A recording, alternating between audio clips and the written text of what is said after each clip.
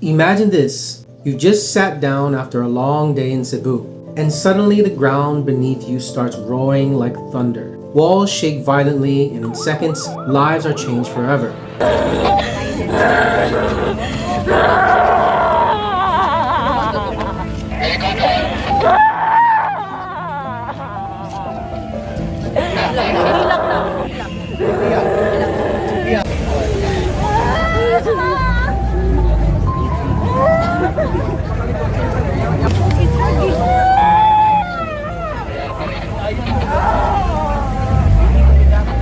That's exactly what happened this week in the Philippines when a powerful magnitude 6.9 earthquake struck Cebu, leaving devastation, fear, and tragedy in its path.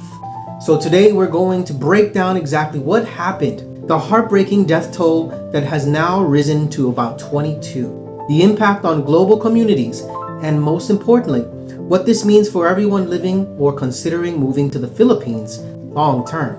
Stick around to the end because I'll explain how the Philippines' location on the Pacific Ring of Fire makes it one of the most disaster-prone nations in the world, and what foreigners and expats need to seriously consider before relocating here in the Philippines. But if you haven't already, subscribe to the channel, like this video if you want more content in the Philippines. Let's start with the facts. According to Cebu Provincial Information Office and local media reports, the 6.9 magnitude earthquake struck at 9:59 p.m. local time Tuesday night. The epicenter was recorded about 17 kilometers north of Bogo City, a coastal area home to around 90,000 residents. Sadly, at least 14 people lost their lives. Rescue teams have been working around the clock, combing through damaged homes, collapsed walls, and even public buildings where people may still be trapped.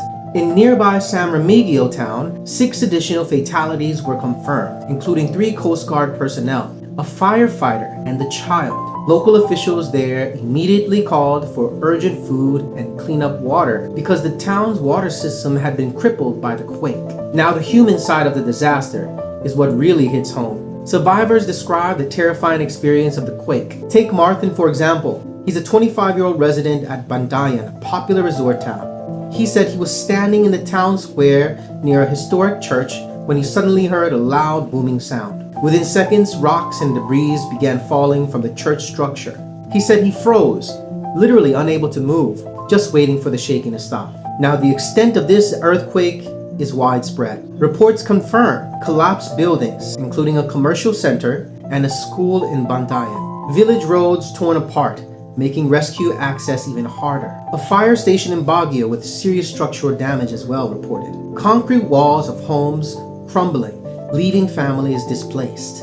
Power outages across Cebu and surrounding islands after transmission lines tripped. Governor Pamela addressed residents via Facebook Live, urging everyone to remain calm, move to open areas, and brace for aftershocks. And that's the key here, aftershocks. The U.S. Geological Survey already recorded 4 separate quakes above magnitude 5.0 following the initial disaster. Now, the psychological impact of this must be insane. It's easy to focus just on the numbers, 22 dead, dozens injured, buildings down. But we also need to talk about the psychological toll on the people of Cebu. See, when you live in a country like the Philippines, every sudden noise, every tremor, every blackout can trigger fear of the next big one. Imagine children in Bantayan or Baguio terrified to sleep indoors. Imagine the parents who lost loved ones, or the rescue workers searching through rubbles, not knowing if their own family members are safe. This is the reality of Filipinos, and as foreigners or expats living here, it's something we must never take lightly. But why is the Philippines such a disaster-prone country? Now let's zoom out a little bit. Why does this happen often in the Philippines? The answer is the Pacific Ring of Fire. This is an arc of intense seismic activity stretching around the Pacific Ocean, responsible for the majority of the world's earthquakes and volcanic eruptions. The Philippines sits right on this ring, meaning earthquakes are not rare, they are actually expected.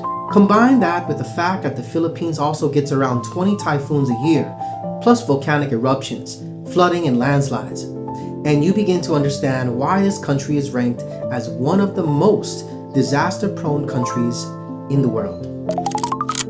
Now, we got to take this into account as expats and foreigners, and got to take this as a lesson. And here's where this ties back to us as foreigners digital nomads, or retirees who choose to live in the Philippines for its low cost of living, climate change, and of course the friendly people. Disaster like this earthquake reminds us of the hard truth. If you relocate here long term, you need to factor in natural disasters. Do you know how earthquake resistant your home is? Do you have a go bag with essentials like water, first aid, and flashlights? Do you even have an evacuation plan? Many expats move here dreaming of the beaches and island life, but forget that this country is where nature can also be ruthless.